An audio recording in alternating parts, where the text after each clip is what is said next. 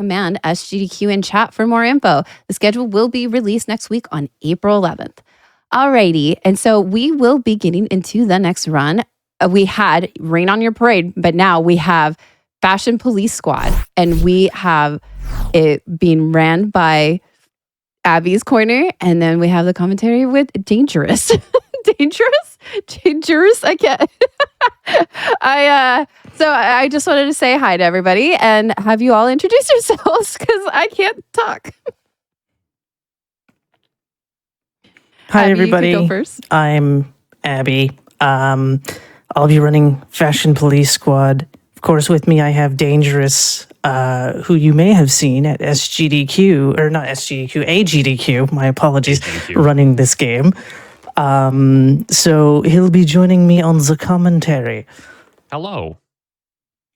Yes, he's also the one responsible for me running this game, and we are both the moderators on SRC for the game as well. Indeed. So, in 3, 2, 1, we'll begin the run. Oh wait, no, I lied. I was wondering what you were doing exactly. I was like, you're not on the difficulty selection screen. Okay, my bad. My bad. I forget about this.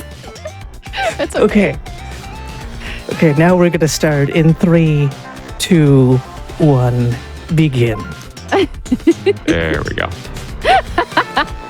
I really am loving the voices right now. I'm just going to put that out there. Even at Hooray. So, the first level has a bunch of skips, but they are very advanced. In my opinion, there's one that relies on one of the enemies specifically moving. I don't attempt it a lot because I'm like, I don't have the patience to rely on enemy AI movement patterns. I don't know why I shot at him because I don't need to shoot at anybody yet. And there's the enemy right there. If you want to try it, there's actually a few glitches that don't work on the console releases. Of course, one thing you may have noticed when we were on the starting screen was that it says version 1.05. That's the speedrun patch, because there are a bunch of things they changed in 1.10 that make the game a little bit more inconvenient for running purposes. 1.6 actually. Oh, it was 1.6? Or 1.0.6. It was 1.0.5 was the very last patch before they changed menu fade in, and which effectively made you lose about 2.5 seconds per reload. And since there's a bunch of places where you reload checkpoint, that would cost you about 15 seconds-ish over the course of the whole run, which isn't like a groundbreaking amount of time, but it's enough to matter. You know, it's free time. Yeah. Also, one of the glitches stops working in Chapter 10, though I won't be attempting that one. That's a very mean glitch on controller. Oh, is it? Yeah. Yeah. And it's a mean glitch on mouse and keyboard, but it's like especially cruel on controller. Oh, that's good to know because Yes. I do run video games on controller most of the time. You can do it. They also recently released a patch that added widescreen support. I don't know if it changes anything specifically in the game, because obviously we're running 1.5. So it's kind of up in the air what it's doing. As I'm just slapping these guys in the face, as it kind of just counts as I didn't kill somebody, did I? Nope, you missed one. Right there. I had a feeling, but I didn't want to backseat it. It's fine. But that was mission 1. By the way, I will call them chapters, as I've been speedrunning a lot of Resident Evil 4 Remake. I'm primarily a horror speedrunner, but I kind of speedrun a bit of everything, RPGs and the like. Shoutouts to Niddle for that, by the way. He's another horror speedrunner. Niddle. Yes? Just say Niddle. Niddle's awesome. Yeah, I know. I was expecting, I was like waiting for you to say something else because I was like, okay, we're saying Niddle's name. I was just saying, Niddle, what's up, Niddle? If he's even here watching. Yeah.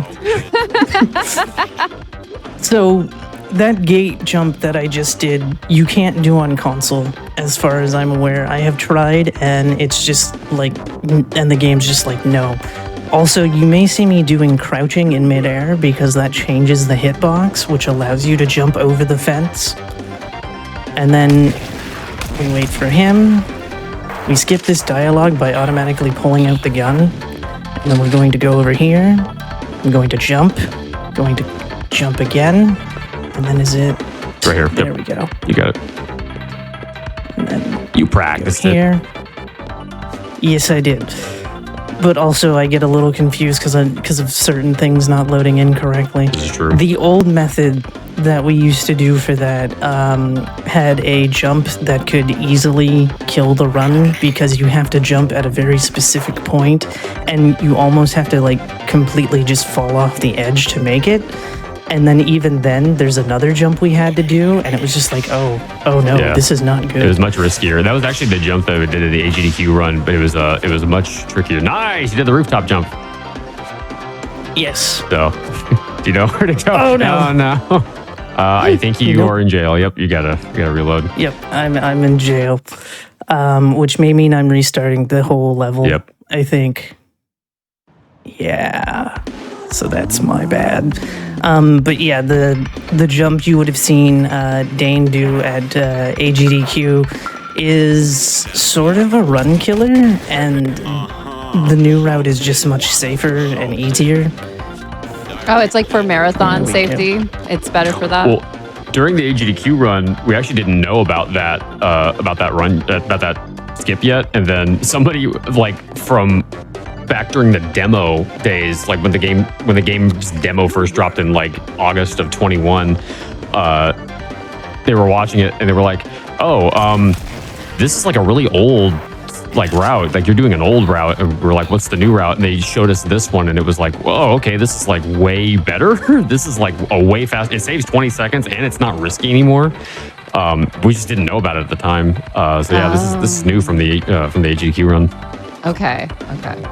That's actually, that's what I love about like the mainline events and just even like the hotfix shows in general too. Cause like, I don't know, you see like this run, you get inspired by it, and then all of a sudden you start like speedrunning, and then all of a sudden like everybody starts getting involved, and then it's like, oh, there's this new thing, and it's like, oh my goodness, yes, you know? Yeah. I love seeing the development of speedruns. We actually had a couple new runners come in from the AGDQ run, and actually, it's funny, 2 of the new runners that we got from the AGDQ run now hold the world records for any percent in New Game Plus. Really? Just from the AGDQ run. Yeah, they came in and they started knocking the time down, and they started really, you can actually get out of this, but it's very difficult. I would just reload, honestly. And oh, come on. I didn't realize that because I was like looking and then I was like, honestly, okay, just do it in bounds. This jump is really finicky, and you have to like really know where the hitboxes are, and I would just do it in bounds. It doesn't save much time. But anyways, yeah. So like these new runners came in from the AGDQ run, and they were like, "Dude, this run was so cool. We want to learn it." And now they both hold the records in any percent in New Game Plus. It was like, holy cow! this is not what I expected to have happen. Yeah. I thought we might get one new runner who would maybe like run it twice and then give up, and it's like, oh nope, we got new record holders. Yeah. Well, that's actually really cool because. Yeah, that's what's so fun about speedrunning is that you never know who comes and gets inspired and then all of a sudden like commits to, learning, and then all of a sudden the world record. That's impressive that they already like 2 of them? Yeah, one for each category. That's so good. That is really good. I know I want to speedrun this. This will probably be like the first FPS that I'm considering to speedrun other than Borderlands. And I will tell you, the developers have very graciously added 1.0.5, the optimal patch for speedrunning. They added it back as a separate branch on Steam. So if you want to speedrun the game, you can still get access to the fastest patch because the developers. Shout outs to Mopeful Games, the studio. They are some of the coolest people I've ever talked to, and they were like so actively supportive of speedrunning. And that is in stark contrast to my interactions with some developers, I'll just say. Oh. I know I've had I do have like a developer friend of mine that I will definitely like, there are some developers where, yeah, you get like a mixture, I guess is the best way to put it. But I know that there are some good apples is what I mean. Yeah, there are, definitely. Hopeful Studios is one of them. Okay, so this is a new route as well. So what Abby's going to do here is take out a bunch of these enemies. Ooh, don't get them both. Okay, so what she's going to do is she's going to take out this guy, and then right before the dialogue hits, she's going to trigger this fight. And what happens is the game cycles its objectives in a weird way where you can just skip this fight and go in. We did not know about this at GDQ, and that was one of the old, like, ancient routes that was resurfaced after the GDQ run. Yeah, and kind of what I do there is I kill the loose suits and then belt the vapor, and then I will save the doll boys for the last, as you saw there, to guarantee that I can make it to the square before the dialogue happens. And now we're just going up on the first boss here. Unfortunately, there's not really any skips in particular for this. Also, we mentioned that 2 new runners came in after that run, and they put in a lot of work. It wasn't like an instant thing that they both got the record. Yeah. They did quite a lot of runs, and they earned that spot. Mm-hmm. They spent more time working on it than I did. I was unwilling to grind it after GDQ. I was like, I think I need to take a little break for a while. That's fair. I totally could understand that. Yeah. And then you went and did 100%. Yeah, well, I routed 100% specifically to submit to SGDQ, and it sadly did not get in. But I spent a bunch of time routing that, and by the time I had gotten the time down to sub 125, I was like, all right, I think I need to take a little break for a while. Divine and I both were just like a little bit burnt out after pushing this as much as we had for so long. So yeah, this is Hugo. Hugo's lacking a lot of color. We gotta pump him full of paint. Yep. And he also likes to say rookie numbers, or as I say, cookie numbers, because for some reason I think he sounds like Cookie Monster. A little bit. So I'm just like, yeah. Yeah, hit. So now he picks up this phone call. Yeah, so you have a little horde phase where you gotta just kind of clear out all the enemies. This is the origin of this is he takes a phone call he has to step outside, but he calls in some refreshments and some entertainment for us, and so this is the entertainment. Yes, and it's very important to get rid of the dolls first, because one thing about stealing all this color is it kind of gives us a super paintball shotgun. However, we want to save that for Hugo himself, because we need to use the paintball shotgun on dolls. So if we take care of the neon bras first, then it's like, oh, well, supercharged shots. We're wasting shots. Yep. Yeah, you really only need to just take out the doll suits before you take out the last neon bra. You can take out the loose suits in any order you want, but yeah, you just have to make sure you take out all the dual suits before you finish off the last neon bra, and that gives you that supercharge, and that cuts down the final phase by I'd say like 10 to 12 seconds, give or take. And unfortunately, I couldn't show you that Hugo Boss can still hurt you even after the boss fight is done. He just didn't want to continue to do damage, and I was like, oh okay.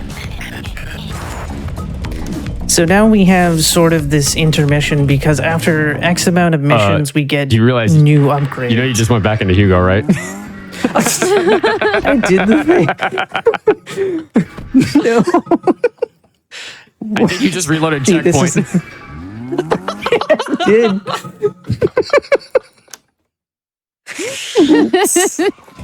Well, this is going well. That was intended, right? So Yeah, this is an Sure, RNG it was manip intended. for later. I have no idea what it manips, but I'm sure it manips something. I guess we'll just go with that. We'll say it manipulates the train. Yeah. This is a train manip for Mission 7 somehow. I don't know what it manips. It's not RNG, but sure. Yeah, let's. Okay. Trust me, that happens a lot more than you think. Oh, God. Because again, during the during those sections, it kind of I didn't get to whip the box before the dialogue happened. But it happens way more than you think because, again, the game likes to, instead of just moving you to the next level, it likes to stay on it. And if you try moving, like, you'll probably see me, like, bounce around stages and being like, can I just go to the stage that I need? Yeah, this is built on the Unity engine, and the Unity engine is kind of notorious for dropping inputs a lot. It's my main complaint with it, and it happens in a lot of games that are built on this engine. And so, and menus seem to be like prime real estate for input dropping, and I have no idea why it does that. But yeah, shout outs to Unity for being a not great engine, and everybody builds their games on it. Oh, did I screw this No, up? you're good. You can jump out. Okay. That's just how you I don't usually do that, so I'm like, did I do this right? Because I yes. always forget that's a thing. Doing the strats that you didn't practice. You truly are a speedrunner. Because I don't because I don't usually do them, period, so it is what it is. So we're just running here. He's gonna come and attack me through this next part. So one thing I'm going to do here is charge up the belt, because on top of the thread gun, aka the machine gun, belts also affect the cairns, so that way I can stay and use. Did I kill everybody? I think so, yes. Darn it, I didn't leave before that. One of the things we found pretty recently was the fact that we don't have to kill this gentleman here by getting rid of his socks and sandals. We can just wait until the next checkpoint and reload, and we'll have the sock gnome. Yeah, the checkpoint system allows us to kind of take advantage of an exploit. So we get a bunch of new weapons between the first level and level 6, or actually level 2 and level 6 technically. And the game has a checkpoint system in place where there's one specific checkpoint inside of each level where if you manage to trigger that checkpoint without having the new weapon acquired, the game will give you the weapon at that particular checkpoint. And as long as you don't load checkpoint anywhere else in the level, it'll let you keep that for the rest of the level. Well, that particular checkpoint is the one that gives you the sock gnome, and so you can just skip taking that guy out. It doesn't save a lot of time. It only saves maybe 2 seconds at most, but it's still a nice little optimization. And also, you want to take out the Taurus first every time, because the sock gnomes are a damage over time, so that way you can just throw 2 sock gnomes and then deal with everybody else. Indeed. Provided I can aim. And then we have him, so I'm going to... I'd probably... Oh, wait, no, we did it. Okay, cool. I'm keeping careful Because you track kind of of your want progress. to... Right. So now we have level 5. In terms of skip difficulty, I classify 7, 9, 10, 5, 11, 12, 2, 1 in terms of the levels that have skips. That's the order of difficulty, with 7 being the most, 1 being the least.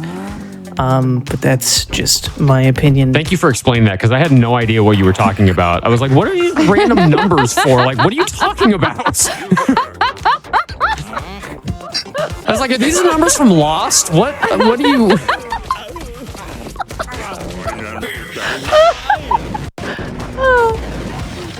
Look, I'm just trying to help people who may be interested in learning the run in terms of what is the most difficult to what is the least difficult in terms of skips. Chapter 7 is not a nice level, as you will soon see. It might not be nice, but it is definitely worth it if you can pull it off. It's true. Yeah. I think my fastest in-game time for level 7 is 23 seconds. Something like that. Oh no, oh no. Oh, Yeah, you gotta screwed it restart up. checkpoint. Okay, so a little explanation about what's going on here. When you start the level, you start it with the Fab Slap meter almost fully charged, and kind of what they intend for you to do is clear out all the enemies at the very beginning of this section, and that gives you just enough charge to have the Fab Slap fully charged when you go into the next area. Well, it's a little lengthy to take out some of these enemies, so we just throw our damage over time sock gnomes at this guy to get us up to 94%, and that just means we got to take out 3 more enemies in the next area. And what we do is we use the warp function of the Fab Slap in order to get us up onto that big ledge, and that lets us just jump right over an invisible wall that they didn't draw high enough, I guess. So you're going to see that here. She's going to slap the enemy on that balcony and then jump around the corner to the left. Just like that. Oh, nice. yes. And that is not the fastest way to do that, but it is far and away the easiest and the most consistent. But there is another way to do it that is horrifically awful and saves, oh man, about 8 seconds, I'd say, because you skip the Fab Slap animation entirely, which is nice. Ooh, okay. So this is a kind of a trickier skip. You got to jump, you got to do a little platforming of these lights, which is tougher. You can actually jump on that second light right away, but that requires jumping at a really weird angle. Oh, like There nicely done, Abby. And now we meet the manager, who is just 2 doll suits in 1 giant suit. Yes. What were you gonna ask, Drew? Oh, I was gonna say,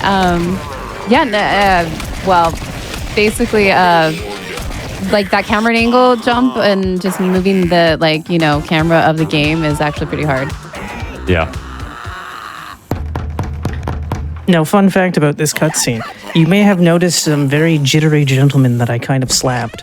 If you don't slap them, they will continue to exist, and they can cause some shenanigans to happen while the cutscene's going. It doesn't affect anything, but it's just shenanigans happen in cutscenes. Really funny. If they still live. You can just kind of fly away. They'll just kind of like slide away because they drop bombs, and that will knock you off kilter, and you'll just kind of slide until the momentum of until your momentum stops because you hit a wall, and that's like all it is. And now we're at mission 6. Mission 6 is a pretty normal mission, right? Nothing weird is going to happen here, right? Yeah, no. Nothing at all. Nothing weird. Everything's gonna be fine. Everything's fine? You're not going to do like a minute-long skip followed by like another 1.5-minute skip? No? Followed by completely breaking the game wide open. Oh yeah, that does happen in this level, I think. Yeah, you're right. So that mechanic about obtaining a weapon via checkpoints is going to come into play here. There's if but and only if you can get into the vent. But only if. Yes, only if you can get into the vent. This is the problem of running Resident Evil 4 because their crouch button is a button and not the stick. Yeah, that's true. So, that's right. I forgot about that. So anyway, you're supposed to go get a weapon here, but if you time this properly, and Abby sadly did not on the first try, right there. There you go. You hit this checkpoint and then you reload, and that saves you having to go get the drip cannon. So you just have it in your inventory, and as long as she doesn't reload again, she'll just keep this drip cannon until the end of the level. Now, unfortunately, I don't do the cool strat that everybody else does. I do the old-fashioned strat, but I also do it even slower because I have to make sure that these people are dead so they leave me alone. Hey, the old-fashioned strat is cool because I found that one. Divine found the new strat, which is a lot harder. So if anything, my legacy is living on in doing the old strat. So we're going to soak this wall so much that the drywall is actually going to crumble, and that's going to create an opening in the wall for you to just kind of go right through. Do that. This weapon also, breaks one thing things. about the Also, the one thing about the drip cannon is if you are sliding on the wet floor. It makes you go faster. Indeed. Good to know. So it also has that advantage. Yeah. So I'm jumping here so that I can get past this invisible wall. For whatever reason, I have to jump in order to do it. If I don't jump, it doesn't let me through. Yeah, it's kind of weird because I can do it without jumping, but it's I guess it's your particular setup just requires jumping. I don't know. I don't know either. I just use a PS5 controller. It's nothing super fancy. And this fight is unskippable. You actually have to finish this fight in order to spawn in the end level trigger, because you can get into the train before you do the fight, but then nothing happens, so you're just kind of stuck in the train.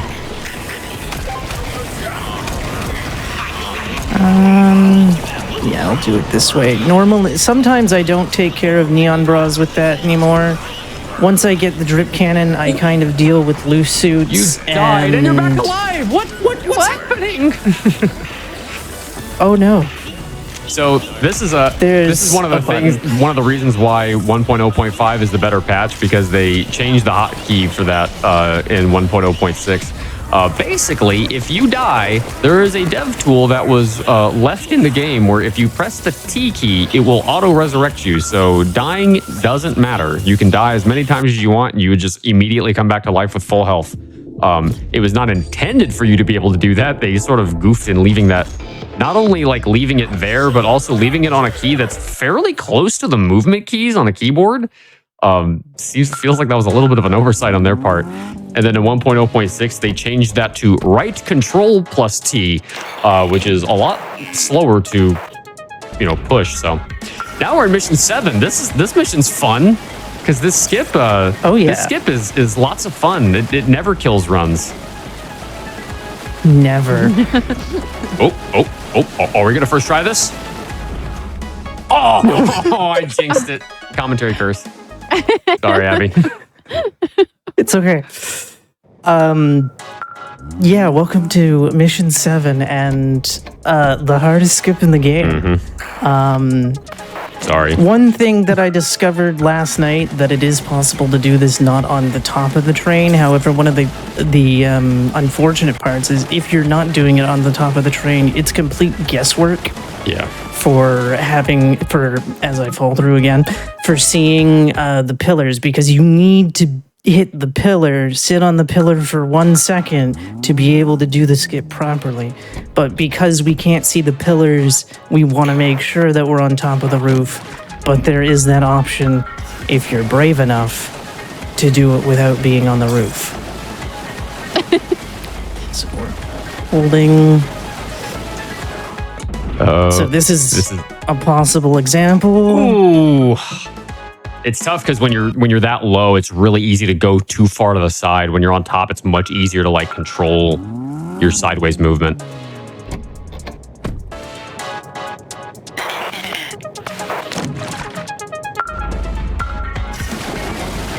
All right, let's see if we can do it. So the magic for this level, by the way, for anybody that's watching at home, you're in a subway train and you're on a subway, but what's funny is that the subway itself, nice, let's go. That's mission 7 right there. Done, yep. Done and done. So what the magic of it is that the train isn't actually moving, the tunnel's moving, and that makes it look like the train is moving, but the train is actually not moving, the tunnel is moving, and that carries you to the end of the level, so you have to jump on that collision in order to get carried into the end of the level. And doing it that way gets you just skip the entire mission, which saves about 3 minutes. Yeah, because without doing that skip, it takes me about 4.5 minutes to complete the level. You can still do the second half of the glitch, or the second glitch, which is the one you saw me at the end where I was just hopping there. Without doing any glitches, it takes about 7.5 minutes. So it is quite the time save. And now we're into our second boss fight. And as I don't skip dialogue. Very nice. Because things happen. You might notice that he's using a certain weapon to a certain character that you all may be familiar if you play a certain RPG series and the particular game of the 1997 release. I'm actually glad that Cloud has showed up twice today. Sorry, I didn't mean to. Anyone in chat, what was the character? Sorry, Cloud was on earlier when Rain on your parade. It was a cloud. Literally, a cloud was a cloud. Very nice. So after we defeat his cloud form, he then he glitches out and he sort of has the hit properties of 3 different enemies: the neon bras, the doll suits, and the loose suits. So you have to hit him with the corresponding weapon for each. And then he goes back into his form. If you're fast enough, you can one cycle that to the point where he'll go into the next phase. But you have to like really put the heat on him to be able to do that. And it's a run killer if you're a world record contender. But this is Hotfix. We're just doing a chill today. This is just chill. Exactly. I don't think I've ever one-cycled this man before. It's fair. pretty tough, honestly. It's pretty tough. You got to really lean the heat on him. And there's also like a little tiny optimizations that we have set up for doing that, like starting out with the beam like already going when he starts doing his first phase. Hey, Chad. First thing. What's your favorite animal? Is it a snake? Oh. I don't know. That's a great frequency, by the way. Oh. Yeah. Wait, so did we... We're now in Metal Gear. I Wait, what was about to... We're in, Metal Gear Solid. I don't know. Yes. I love it. There we go. This is like my favorite part of the run to show off at GDQ. Yes. Oh, it was so good, by the way. I remember there was that moment when he had like a long jump. No. It was a hard platform. This is a hard platform. I remember the explanation you were doing. I was like, oh, this is a hard platform, though. Yeah. There we go. Go down. We break the first server.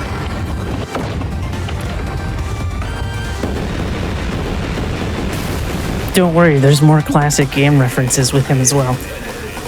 Rue, how much of this fight do you remember from AGDQ, out of curiosity? I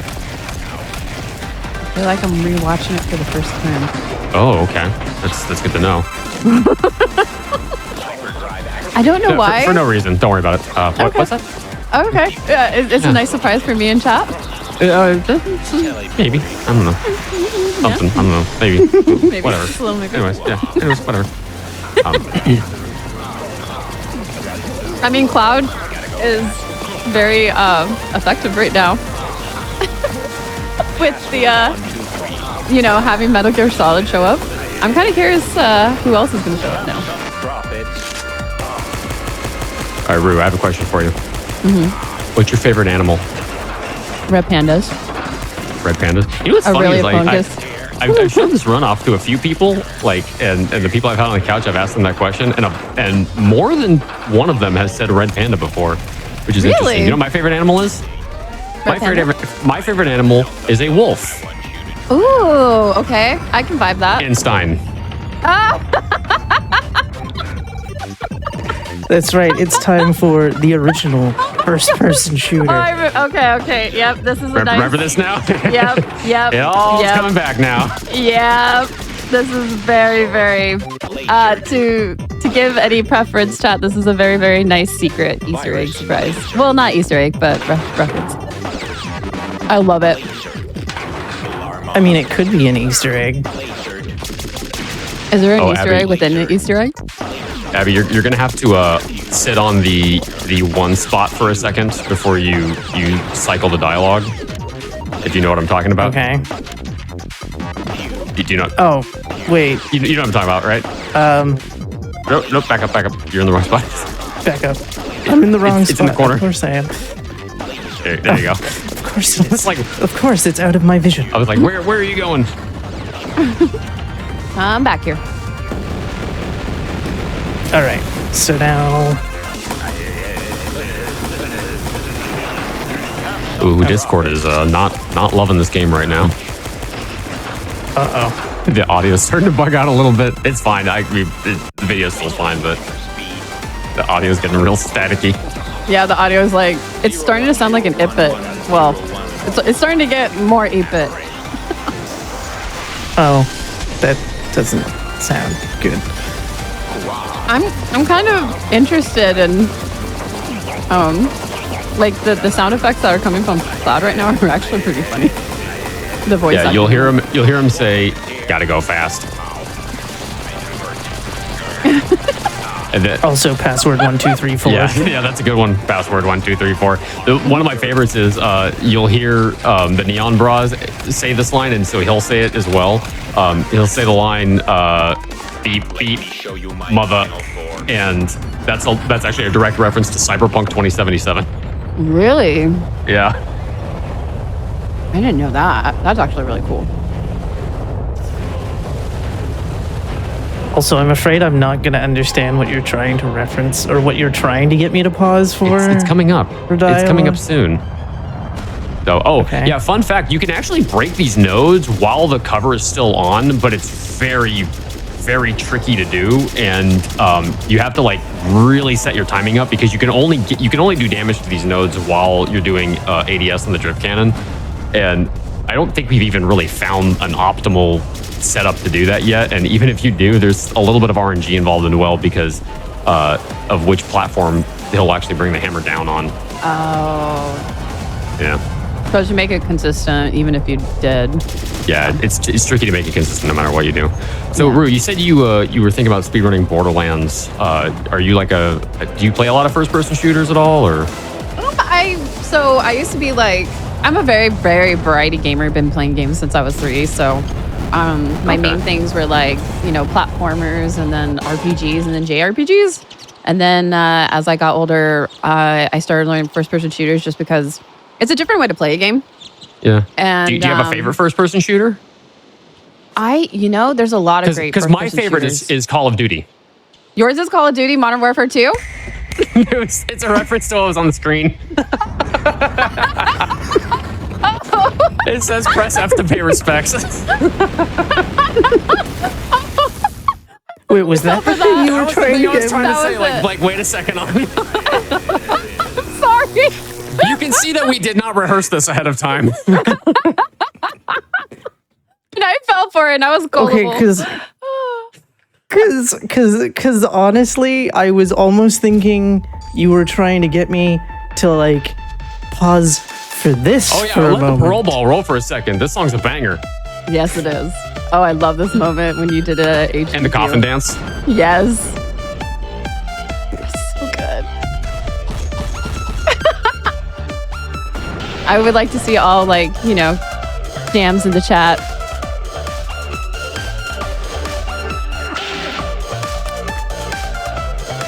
But yes, had I known it was the pay. See, I'm not a Call of. See, I played first-person shooters myself, but I never played Call of Duty. So the pay F for respects. I'm like, what?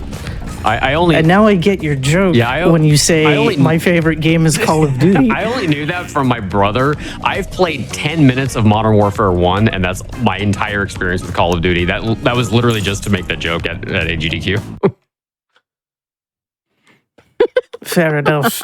See, it completely went over my head every time you played this game. I was like, what? Why is that joke there? What? Just assume it's a reference you're not familiar with. That's the safest assumption.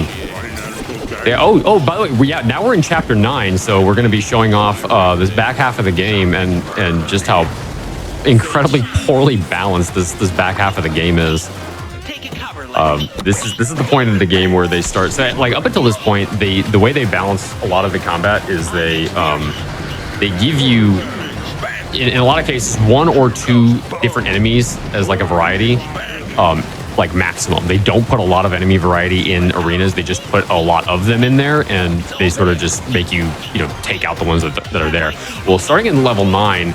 And all future levels going forward, they create a lot of arenas where you have to use every single weapon. There's a lot of variety, and unfortunately, there's a lot of really small, cramped arenas with a lot of enemies, and it's not super well balanced because having just a lot of enemies cramped into one space doesn't exactly scream polished difficulty, and that was one of the big drawbacks to the back half of the game. You know, if you decide to play casually, you'll find that this is actually a very frustrating couple of levels right here at the end. Luckily, we can skip most of them. Yes. You get to skip a couple of 3-minute segments. Yeah. Or 3.5-minute segments. I can't remember if they're 3.5 or 3. 3 minutes, and it's 3 because there's a literal 3-minute timer on the screen that you have to run down. Nice. Haha, 3 for 1 special. That's a good one. Those guys are a pain to take out because the bald guys with the speedos, they require 2 different weapons to take out. Yes. 2 different health bars. And 1 sub-weapon as well. Because you need to grenade them first for one of the weapons to work. Yeah, that's true. So one full weapon and 2 full weapons and 1 sub-weapon. It's a pain. Yes. Now, I'm curious, now that we're in Mission 10, there's been a renaissance for this level lately. In fact, the newest version, I've never even learned it because I was sort of taking my break once this was found, but there's a new skip for this. And then, so now there's like 4 different routes for this level, so I'm curious which one you're going to do. The only one I know how. I don't remember which one that is. Okay, you're doing... That's okay, because we're about to find out. Oh, yeah, I've never attempted this one. Nice. And then, that's right, you jump across, and then you navigate around this building here. That's right, I remember now. Yeah, I've never attempted this one. One thing I want to note is the last thing I did before the big jump is you want to put water on that so he's a little faster. So he can make the jump, because otherwise he's not going to make that jump. And you're just going to fall into the abyss. And now we come up to Jank Skip. Where are you going? Where are you going? Oh, you're going this way. Never mind. You're not doing Jank Skip. You're doing the other route. This is the better route. So we use the drip cannon to kind of squeeze into this gap, but it doesn't always play nice. It's kind of weird. There you go. There it is. Nice. There. And then you want to make sure you have a nice watered path so you get the super speed. If you don't get the super speed, you just fall for eternity. Nice. I didn't think I was going to hit the spot. And then I hit the spot. And then you want to stick to the left. Well, through here... Not too far left and not too far right. Through here is fine. It's once you jump across this path, you want to stick to the left. Yeah, you want to stick next to those lampposts. Otherwise, it'll be like, oh, you're out of bounds. And it'll warp you back.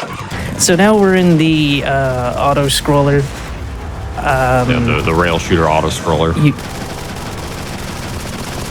There was a sniper section that we skipped. So there's 2 of those in this level. So it would have been like 3 minutes and then however long this takes. Because this one you have to murder the enemies. Otherwise, this is tied to the end level just trigger. Stay forever. Yep. Yeah, there's a 3-minute auto scroll on level 9, one on level 10, and then this is the end of level 10. This is sadly the one big auto scroller cutscene rail shooter segment that is unskippable because it is tied directly to the end levels trigger, which is sad. But then we've already skipped so much of the game. I feel like if we asked for any more, we'd be getting greedy. Plus, look at the fun. Oh, yes. We'd be skipping out on so much fun. This definitely has a very arcade-style set of gameplay here. Finally, that worked where I shot the car and it destroyed the doll. Yeah. Yay. Because, unfortunately, dolls that are floating by drone are kind of a pain when it comes to hitting them. Not quite. There we go. Uh-oh. Yeah, you can get them by, like, the dull suits on the drones, you can get them by shooting the dive bomb at the ground, but you have to get it, like, basically underneath the drone, and it's kind of tough to do that because the depth perception of a 2.5D platforming shooter is, like, not always easy to do. Depth perception can be tricky with this game sometimes. Nice. That's why I try to bounce them off cars, because sometimes that can help. That helps a lot. Yeah. Moves the hitbox up by a good amount. There we go. And turn around. It also helps when they're in cars.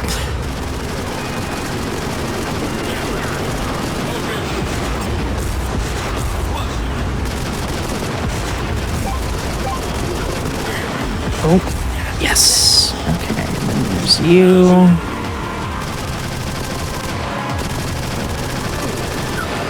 And then there.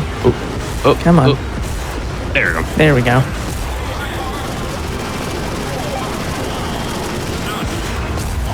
Yeah, we call this an auto scroller, but you can definitely lose time on this part if you get either unlucky with spawns or, you know, the drones like move right out of the way right as you shoot them, and you can definitely lose time here if you get unlucky or you know, you slip up. And I have sometimes slipped up. Also loose suits can help because of how big their hitbox is. So if there's, like you just saw there, I shot at the loose suit, but it hit all the dull suits around him.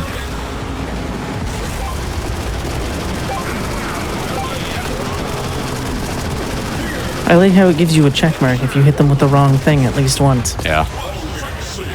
I'm surprised Haley didn't call in being like, hey, dude, you can't do that. Because Haley does that. You gotta aim up a little bit. Yeah, there you go. There we go. You were hitting the back limo. All right, and I think, yep, that's it. Takes us into level 11. Yes. And if you're doing the more advanced level 12 skip, by the way, I would move 12 and 5. I would move 12 in front of 5 in terms of difficulty scaling. I don't do the advanced strat for 12 where you just glide on the top of the boat because it's a pain. Yeah, I remember the number order that you gave earlier. Yeah, totally. Yeah, exactly. You said 7, 42, 16? I don't remember the order, if I'm being honest. 7, 9, 10, 5, 11. This is not an episode of 12. Lost, Abby.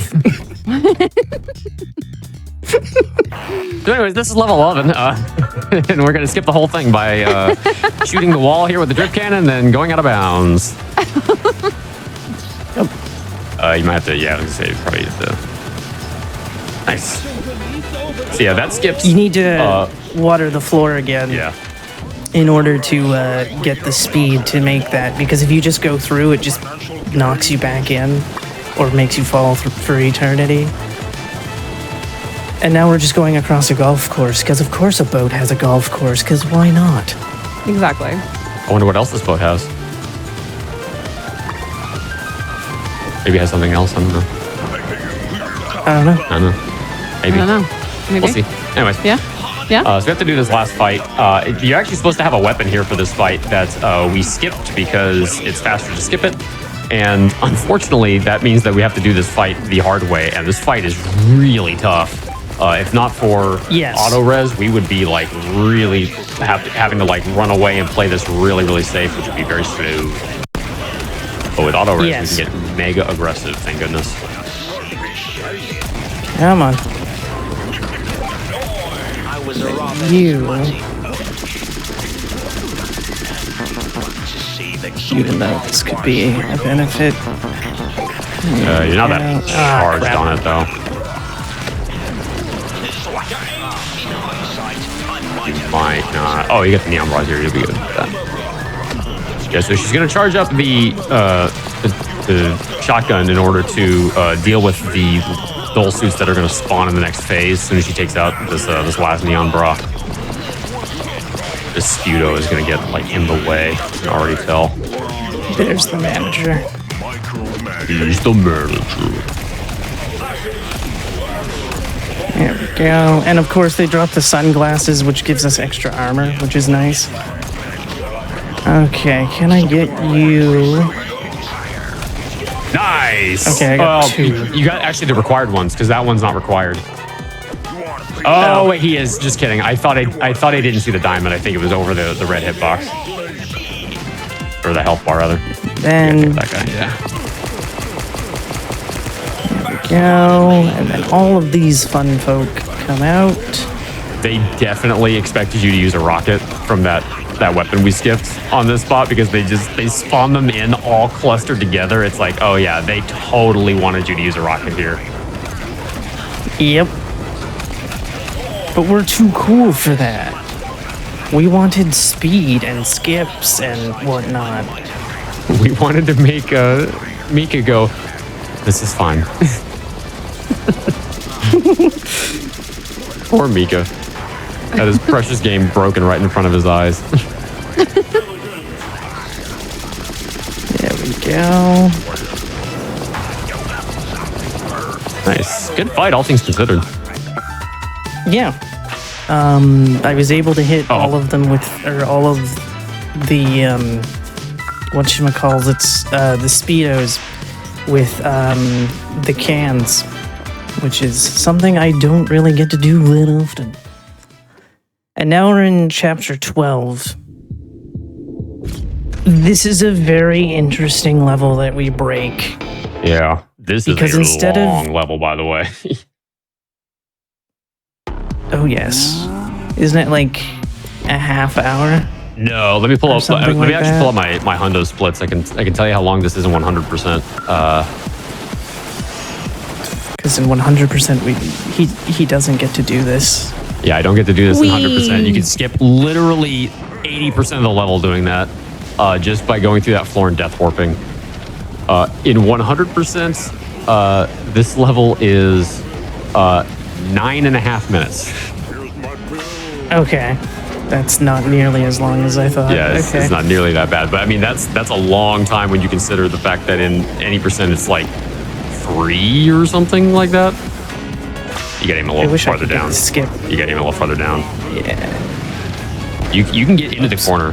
That'll keep them from hitting you so consistently as well. Oh. Eh. You just got to be aiming down.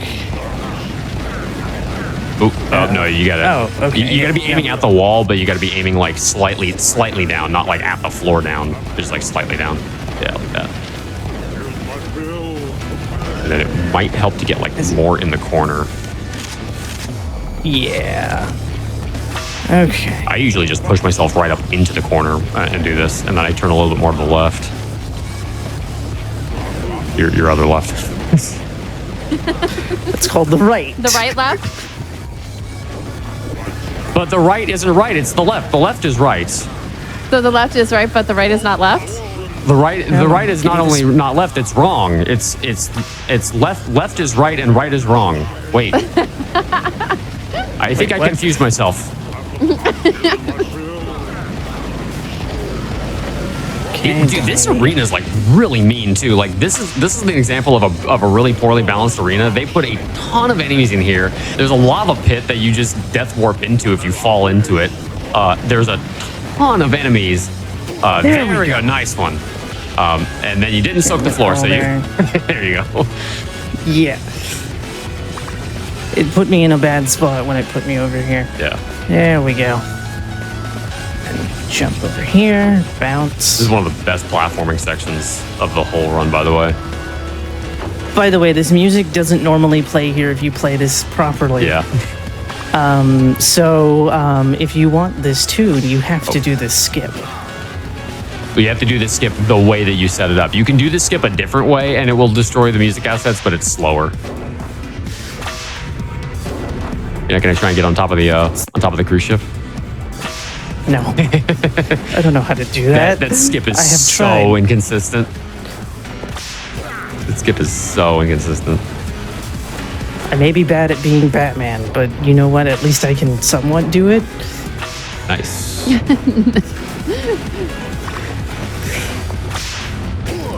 Like I said, I'm bad at doing Batman, but hey.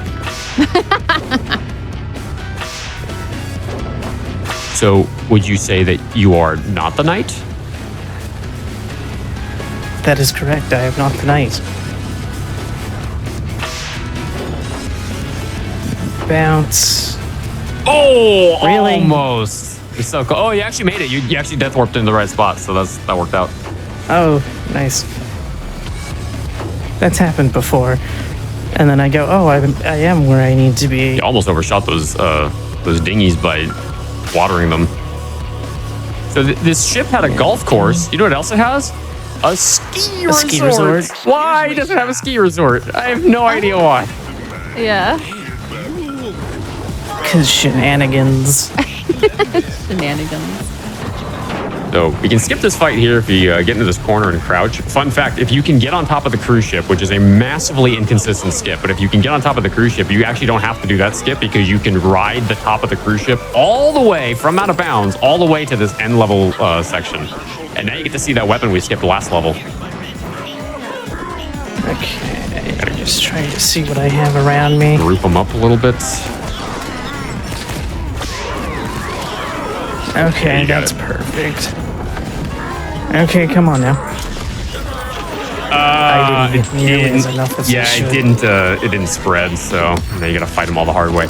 The tricky thing with the weapon that we were talking about, it's called the wardrobe, and yes, it's emphasized that way on purpose.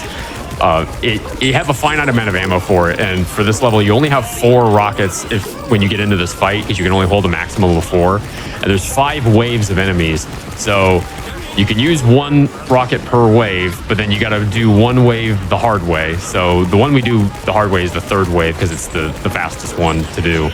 But because we only have 4 rockets, if you don't hit everything in 1 wave, you got to take them all out manually. And sadly, the rocket didn't spread.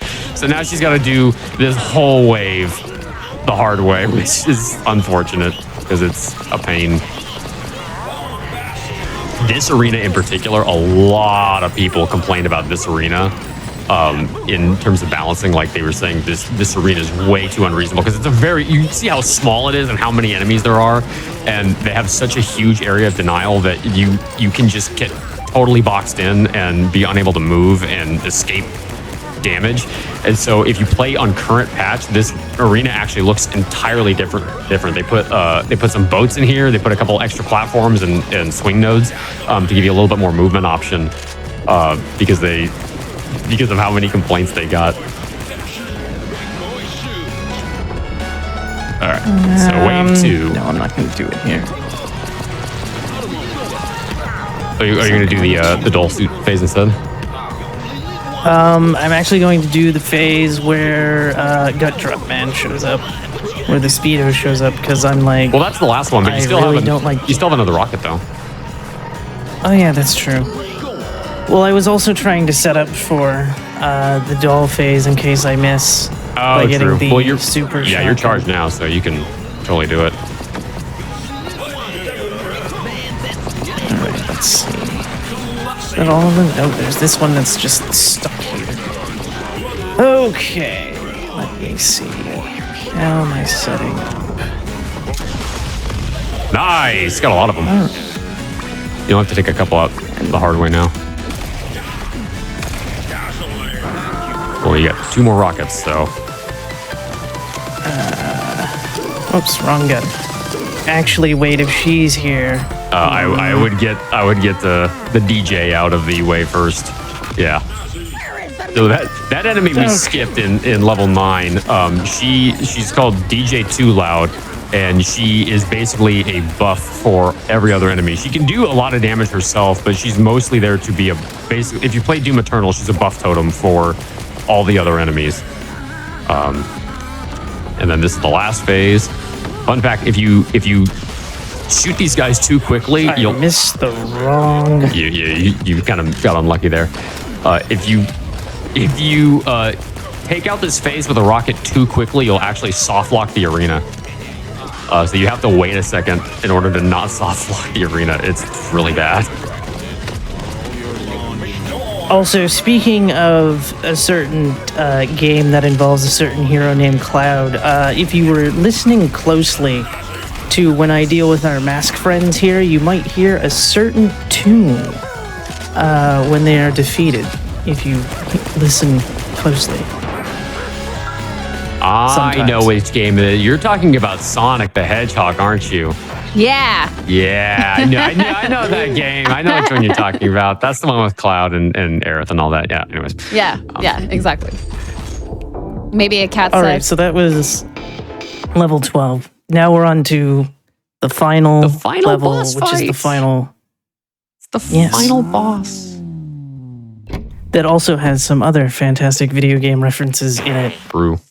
See if you can point them out. You need to skip the cutscene. There you go. Yes, I know I need to skip the cutscene. It's like I love the cutscene a lot, but this is a speed run. We must skip it. That's the whole thing.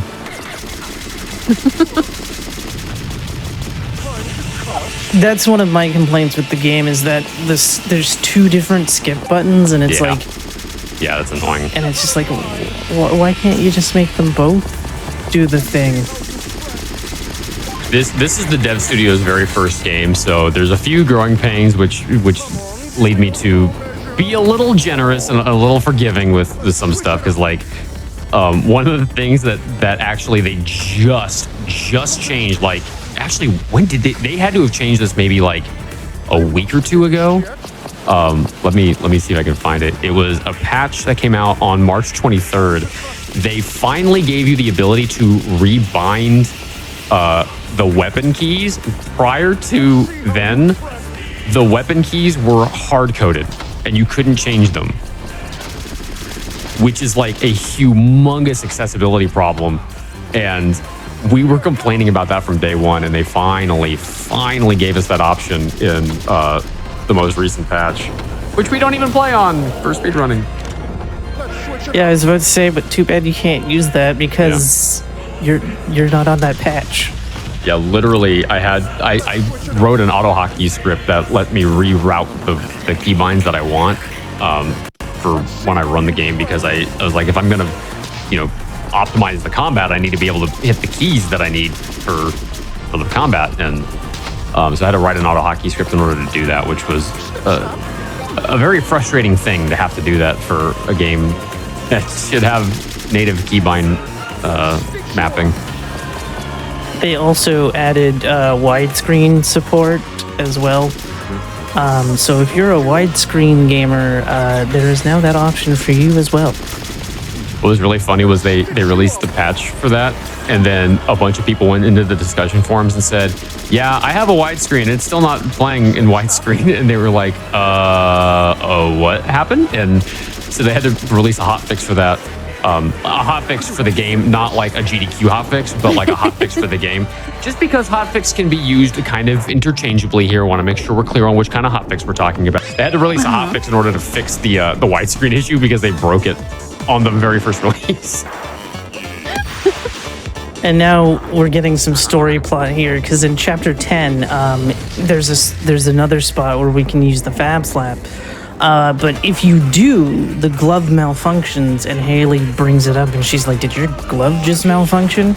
It's not brought up until this point, where we find out that Turncoat, boss here, was the one who made the Fab Slap glove, and now uses it against us, and that's why we're currently fighting our costume. Yeah, we are a dull suit, and we are fighting Dez, a bunch of Dezes. His name is Desmond, by the way. We never said that. Yes. It's Desmond. No, we It's didn't. Desmond, yeah. Sergeant Dez. One thing that's really funny is, so we mentioned Haley a few times. She's the ancillary character that is sort of our she's the Our partner in crime. yeah, she's the Navi to our Link throughout the game. And it's really funny is, so we're playing Sergeant Dez, she's Officer Haley, and yet throughout the game she keeps barking orders at us, and I'm just sitting here thinking, don't we outrank her? Why is she barking orders at us? All right, chat. Can you tell me what game this is paying homage to? And also, Rue, if you want to take a guess as to what this is paying homage to. Resident Evil 2. 4. No. 3.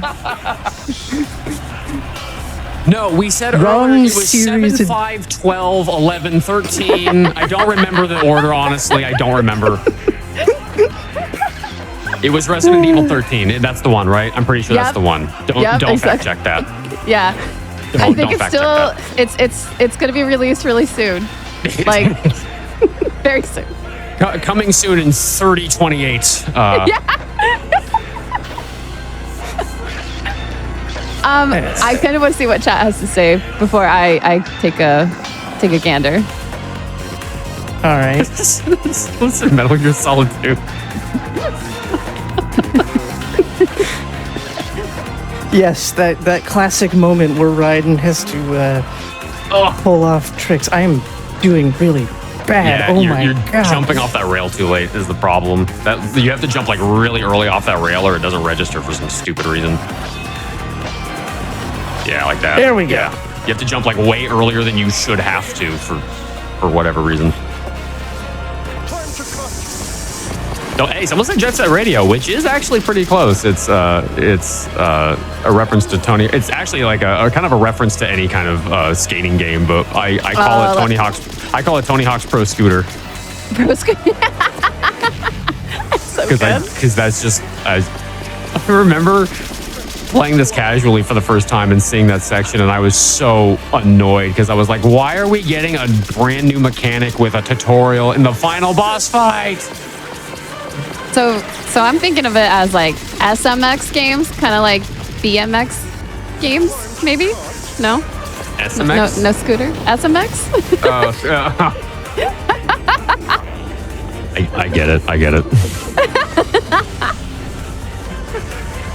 So anyways, big story plot thing here. We find out that Turncoat is Deepcoat's brother. Actually, we found that out in like Mission 8, but we're only seeing that for the first time in the speedrun here. Yes, and now, unfortunately, Turncoat is being turned into a monster. So it is Resident Evil 3 teen. Well, you know what's funny is every time I look at this boss design, I think of the Guardian from the Evil Within 2.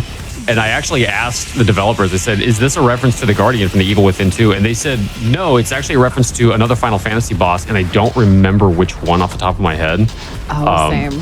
So like there's like multiple Final Fantasy reference throughout this whole thing, which is totally lost on me because I have never played a Final Fantasy game. Yes, you can even find Easter egg costumes. It's in the 100% route.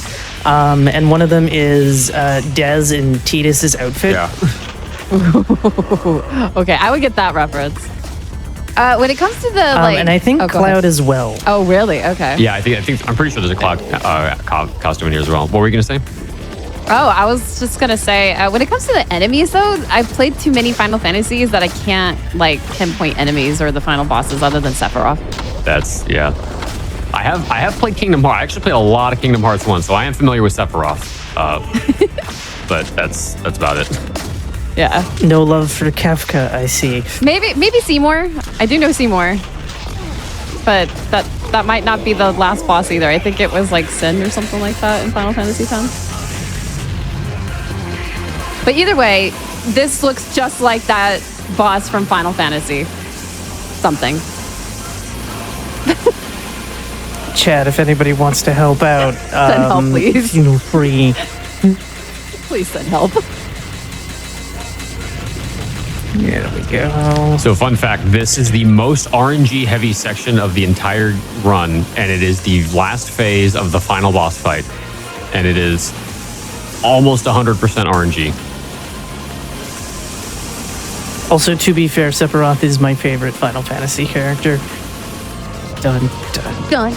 As I say, no love for Kefka. Who is my second favorite character? Mine's are the like cute little chocobos. Maybe the cactuses that run around. Maybe a Moogle. I mean, we established earlier that the Final Fantasy character I'm most familiar with is Sonic the Hedgehog, so... That's the best and cutest one. Yeah. I mean, it's very thematically appropriate for this show. Exactly. I mean, I don't know.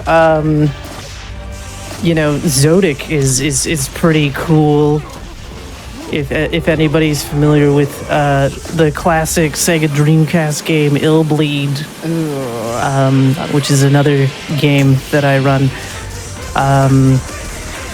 and have been joking with Rue back and forth for at least a month and a half now. Yep. About getting it onto the show. I mean, if this is what I say to, I've had someone ask me to have Doom on my show, and I'm like, well, if Doom created a game where all the chibis came to life, sure. Like, if there was a way, because there are like horror games that are cute, but Doom and Illblade, that's getting questionable. I mean, I run Scorn, and I joked about getting that on this show, so.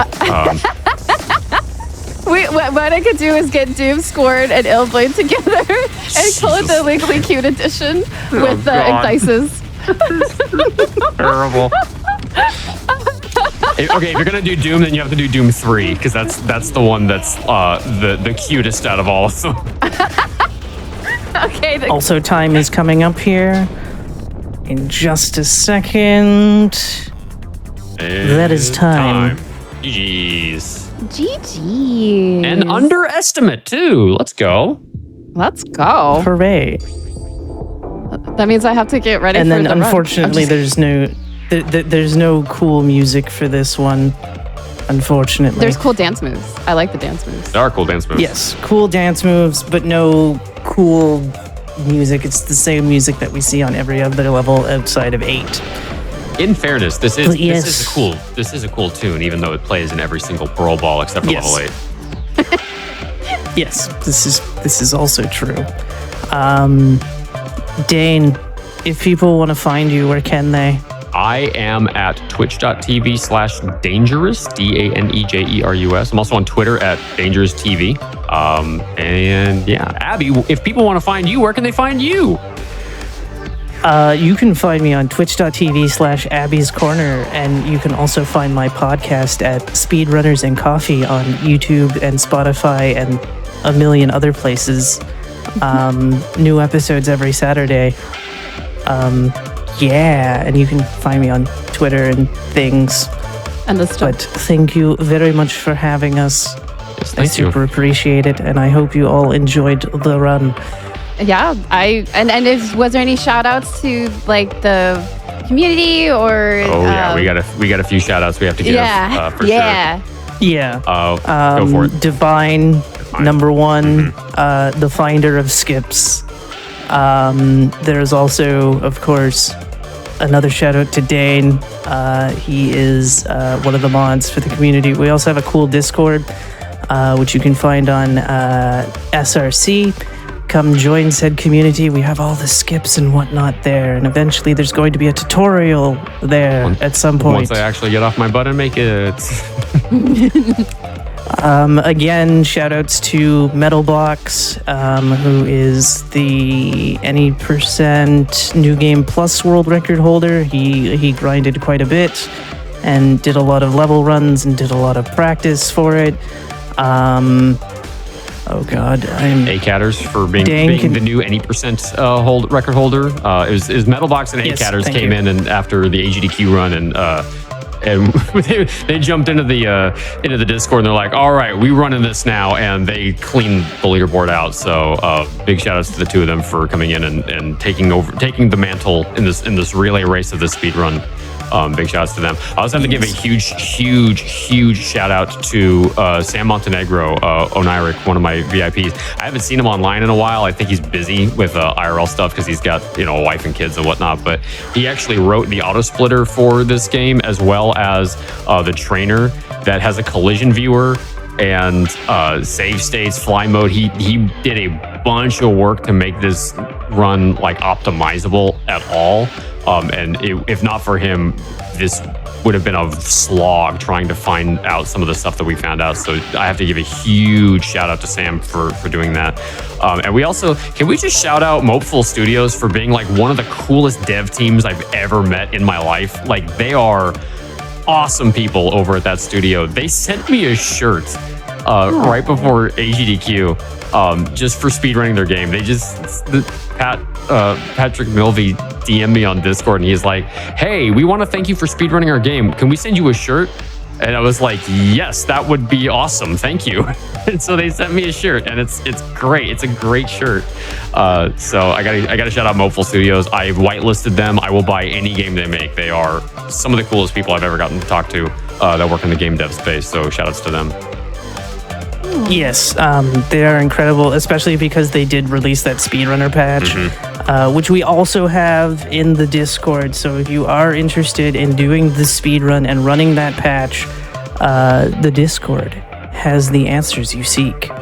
But again, thank you everybody who tuned in to watch this. And again, thanks to Rue for having us. Please join the Discord and maybe check out the game. It is a fantastic game. You won't be disappointed. That's for sure. Well, thank you both for being on the show. I appreciated this. It was a great time. Well, in the meantime, we are going to get ready for the next run, and the next run is me. So I will be taking a nice little break. But I hope you all stay tuned for some more Legally Cute. I will be running Mr. Sato. It's a very, very interesting game. I'm not sure why I decided to speedrun it like Monday, but hey, we got it. We're gonna do it. So we're gonna show this it. should be a good one. Yep. So stay tuned. We'll be back with some more Legally Cute.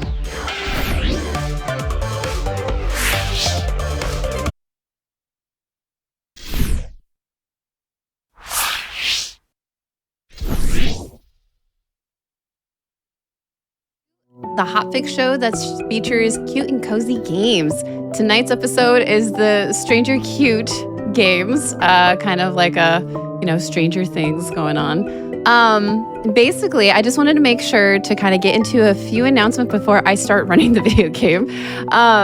So we are going to be having the SGDQ 2023.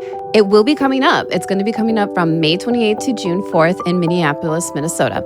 And if you are interested in attending an event, the registration is open until May 3rd.